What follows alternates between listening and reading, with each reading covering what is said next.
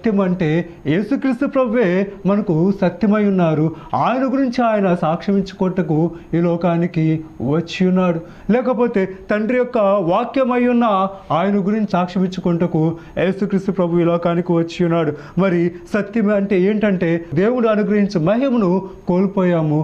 కోల్పోయిన మహిమను తిరిగి పొందుపరచడానికి యేసుక్రీస్తు ప్రభు ఈ లోకానికి వచ్చినట్లుగా మనం చూస్తూ ఉన్నాం. ఈ యొక్క నమ్మకమైన సత్యసాక్షి గురించి మనం పరిశీలన చేసినట్లయితే తెస్సలోనికలు రాసిన మొదటి పత్రిక 5వ అధ్యాయము 24వ వచనంలో, అదేవిధంగా తెస్సలోనికలు రాసిన పత్రిక 3వ అధ్యాయము 3వ వచనంలో, ప్రకటన గ్రంథము 19వ అధ్యాయం 11వ వచనంలో, అదేవిధంగా ప్రకటన గ్రంథము 1వ అధ్యాయం 5వ వచనంలో ఆయన ఏమని చెప్పుకుంటున్నారంటే నేను నమ్మకమైన సత్యసాక్షిను అని చెప్పుకుంటూ ఉన్నారు. మరి మనల్ని పిలిచిన వాడు ఎవరు అంటే నమ్మకమైన వాడు. ఆయన గుణాతిశయములను మనము ప్రచురపరచుటకు దేవుడు ఏం చేశాడంటే మనల్ని పిలుచుకుని ఉన్నాడు. అలా పిలిచిన దేవుడు నమ్మకమైన వాడు. లోకంలో అనేకులు మనల్ని పిలుస్తూ ఉన్నప్పటికీ కూడా అనేకులు నమ్మకమైన వారు కాకపోయినప్పటికీ కూడా యేసుక్రీస్తు ప్రభు ఎలా ఉన్నారు అంటే నమ్మకమైన సత్యసాక్షిగా ఉన్నారు. నేను నమ్మకమైన సత్యసాక్షిని. మీరు అన్ని విషయాల్లో నన్ను బలముగా నమ్మండి.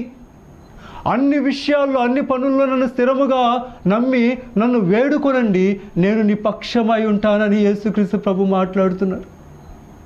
ఇంత గొప్ప వాగ్దానం చేసే దేవుడు మనకు ఈ లోకంలో ఎక్కడ ఉన్నాడు?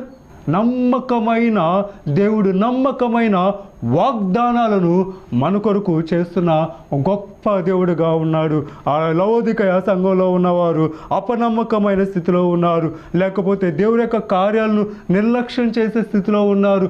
దేవుడు చూస్తాడా చూడట్లేదులే అనుకునే విధముగా ఉన్నారు. అందుకే వాళ్ళని హెచ్చరిస్తూ అంటున్నాడు, ఆమెనను వాడను నేను, మీరు నాకు ప్రార్థన చేయండి, నేను ఏదైనా చేస్తాను, నమ్మకమైన సత్యసాక్షిని నేను అని దేవుడు తెలియజేసుకుంటూ ఉన్నాడు. అదేవిధంగా దేవుడి సృష్టికి ఆది అయిన వాడు చెప్పు సంగతులేమనగా అంటూ ఉన్నాడు. ఒకసారి యోహాను సువార్త 1వ అధ్యాయము 1వ వచనం నుండి మనం పరిశీలన చేసినట్లయితే, ఆది యందు వాక్యం ఉండెను, వాక్యము దేవుని యొద్ద ఉండెను, వాక్యము దేవుడై ఉండెను, సమస్తము ఆయన మూలముగా కలిగి ఉన్నది ఏది ఆయన లేకుండా కలగలేదని దేవుని యొక్క వాక్యం సెలవిస్తూ ఉంది. సమస్తము కూడా ఎవరి ద్వారా కలిగాయంటే యేసుక్రీస్తు ప్రభు ద్వారా కలిగాయి. అందుకే అక్కడ ఏమంటూ ఉన్నాడు అంటే దేవుని సృష్టికి, నా తండ్రి అయిన దేవుని సృష్టికి నేను ఆదియునై ఉన్నానని యేసుక్రీస్తు ప్రభు తెలియజేసుకుంటూ ఉన్నాడు. మరి